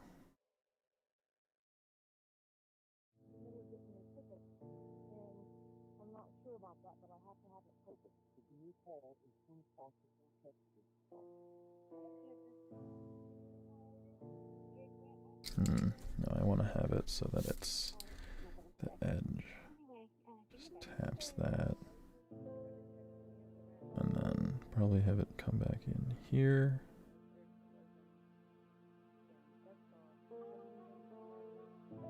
Okay.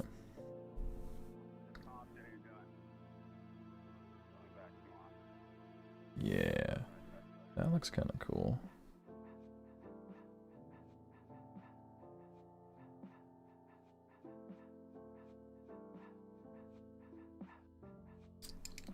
Alright, I gotta make that a little bit more similar to First one. Alright. Okay, gotta do it the same as we did on the other side. This time,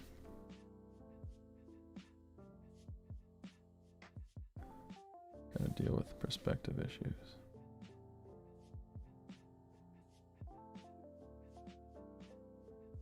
And in here,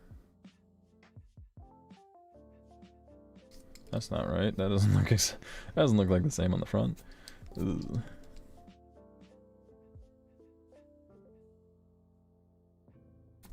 That's a little better.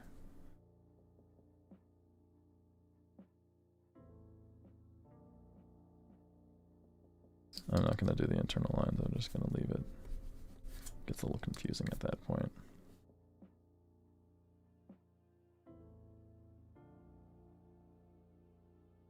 There we go. That's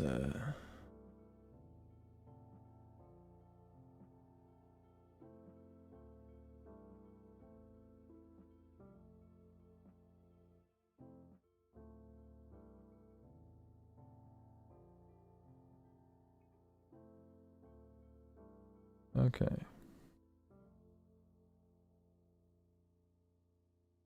So I guess this is another form. This honestly doesn't look too bad. So I gotta make this, the tip of this, a little bit easier to understand. So this would go flush down and would connect there. And then the thickness would kind of come out again. There we go. That looks pretty frickin' cool. So I'm actually going to bold.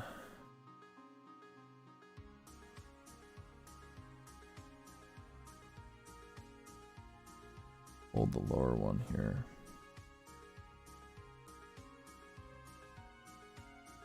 Because this is what I'm comparing the one that I just drew to.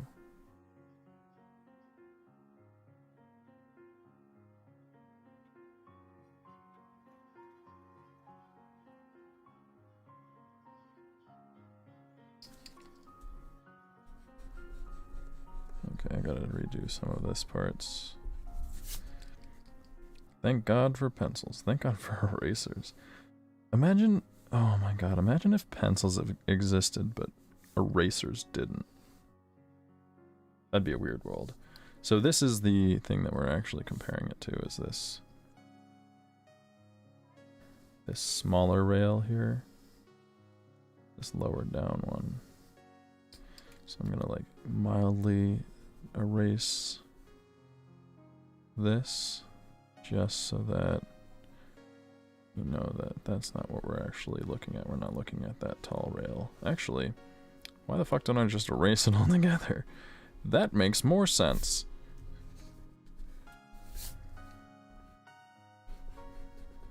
I'll still leave some of the, like, the eraser marks, I guess.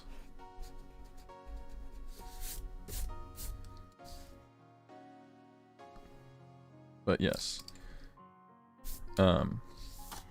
This is what it's being compared to, is this low one versus this multi-pronged one. And honestly, it looks more like, this looks like, I don't know if you've ever used those sticky hands that are like, it's like on a bungee sticky thing, and you throw the sticky hand while holding onto one side and it sticks to a surface, then you can yank it back. Which, funny story, I found one when I used to work at a beach, where you patrol and tell people where you can't go. You're basically like the white people in society. Yes. So one day we were really bored doing nothing, which was kind of typical usually, unless it was super hot that day. I found one of those sticky hands in the sand, and I cleaned it off a little bit, and I ended up trying to figure out how far away I can swing it, because it's like a bungee, you know? It's not made out of bungee cord, but it's made out of, like, you know, some squishy material. Some kind of squishy material that was probably made with petroleum or whatever. And I was whipping it back and forth, and I think I was able to extend it 12 feet away from me. It was far. The unfortunate part of that is it comes back. And I figured out to a decent degree how to stay away from it, but one of the few times, almost actually the exact time that I was able to get it to protrude 12 feet away from me, I messed up my movement slightly, and I got smacked in the bicep. And the best thing about it is that it's hilarious that that thing was hand-shaped, because it left, like, it left a print on my bicep that looked like a tiny child's hand had just slapped the shit out of me. I have a picture of it somewhere on my phone. It's just so funny, like, because it's just a close-up picture of my bicep with this little tiny handprint on it, and you're like, what's the story? Like, it's just like so zoomed in that you're like, no way. there's no reference, but like, oh man. Anyways, this kind of looks like that. It kind of looks like the little bungee thing. And when I'm looking at it, it looks kind of like, you know, it's grabbing in, and I didn't do it the way that I had wanted to. It's not, so this is a drastic angle to a subtle angle. I wanted to do something more like it was like grabbing it, so I might have to vary that in the next sketch. So I could go with this one where I have, like, you know, another line in here that adds more definition, or I could go with this one where I add something else to make it look like it's grabbing something, which might make it look pretty good. That's another way. It needs to be an organic looking fluid form, because we're already using a geometric one on the side. What I could do, just make it all geometric though. This is becoming less and less minimalist as I go on. It's minimalist because it's less stuff than what is on a normal snowboard, but it's not minimalist in its form. A truly minimalist form would just be inset into the board, which I could try that. But I want to showcase strong imagery, strong attachment imagery. This kind of looks like that.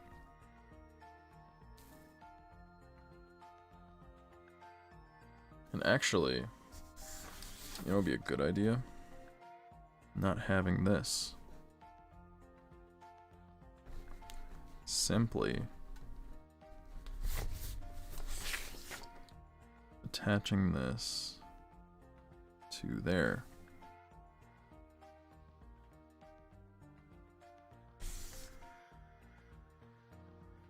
That looks way better than that. I don't know why I didn't do that. What's something else? What's a different form that could... I did one nipple, now I did two. You know, 3 nipples?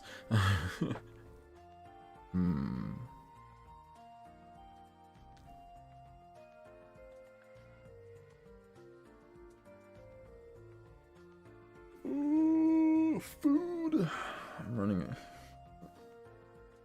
I'm so tired. I wonder how much time is spent, like, by designers at, like, a large firm. How much time is spent just going, staring off into space. Probably not as much as I do. But then again, I'm different.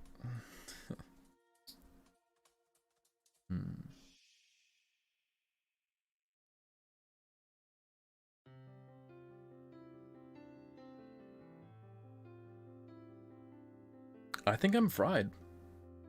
Yeah.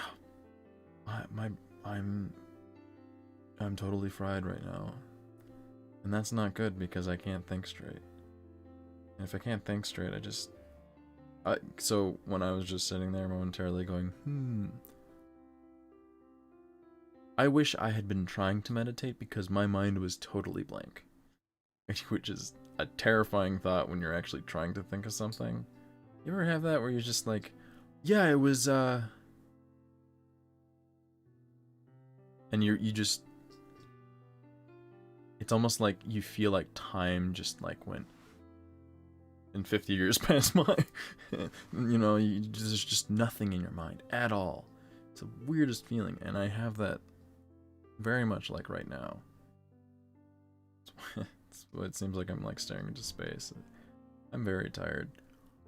It's not that tired, but like, I did a bunch today. I didn't eat, and I was a dumbass. So I gotta sort that out. So I think I'm gonna go for now. Be back stronger than ever tomorrow, aka sleeping on time, waking up early, doing stuff before I do this, because then I'll be more excited to do it. But still, it looks better than it did yesterday, and that's good. Even like sketching in terms of like, I'm just gonna do like a binding on the back, you know, like what I said about like, I'm not focused on this. Sorry. I'm not focused on this, so I just kind of sketched it out to make it look like a complete thing. It looks better than some of my sketches like 2 weeks ago.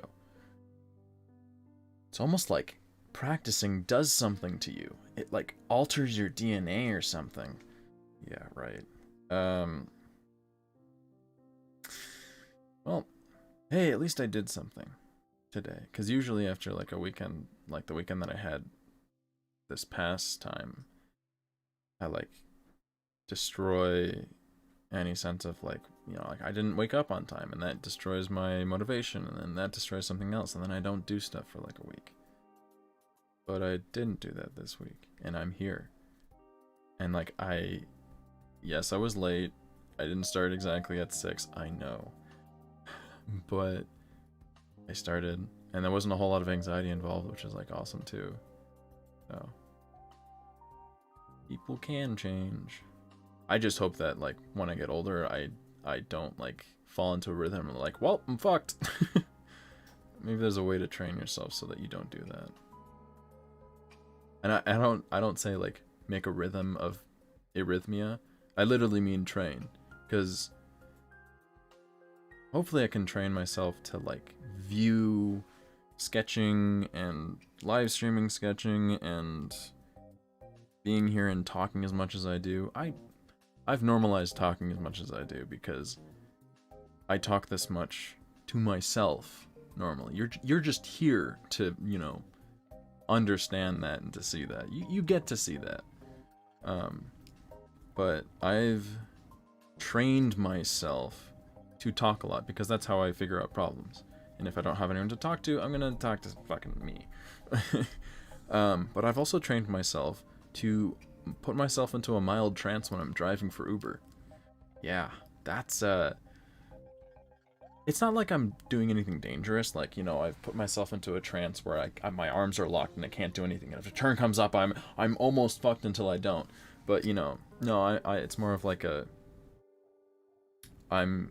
I just like my conscious mind melts into my subconscious, and I do all the automatic driving things that I do, and my style of driving is a lot different than other people, and I continue to use that similar style that is very different from other people. So I'm still aware of things, and I'm probably much more aware than anyone else who's driving out there because I actually use my mirrors and my turn signal and everything like that. But I'm not really thinking high-level things that I normally do, like wondering things about the universe. I don't do that when I'm driving because I've trained myself not to. So whenever someone's like, "Hey, how's your day going?" I'm like, "Great, how's yours?" I don't really think about things when I'm driving. And so I wonder, I don't want to put myself into a trance when I'm doing this. That would be a bad thing. But I wonder if I can train myself to like embody a different mental state when I'm here, which I think might like just a general like excitedness for everything, which is normal. That's just me. But like I wonder if I could train myself to be excited at the aspect of starting, because that is really difficult for me. It's hard to be excited about starting things. I'm usually very anxious about it. If I can train myself to be excited about this, that would be like groundbreaking in terms of like my general issues regarding stuff like that. So hopefully working on kind of cool sketches and cool stuff like this can help that idea. But yeah, I'm fried. I'm gonna go now. If you want updates on whether or not I fucked up and didn't wake up early enough to stream, or an event happened where I'll stream one day that I don't normally do or another, you can follow on Instagram. I think it's pretty much the same thing. Warrior_Rin.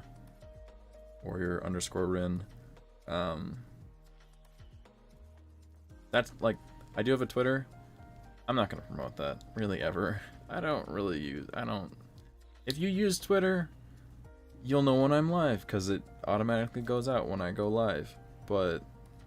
And I have that, if you go on like the About page on YouTube, or I think my links for stuff on Twitch are there. They should be. All my links are all linked to each other, but I'm not going to promote it because I just don't use it. So yeah, if you want to know more, if you want to see more, Instagram, that's the place to be. It's always Instagram. But yeah, I'll be here tomorrow. I checked my schedule, so I will. But have fun and hopefully energy.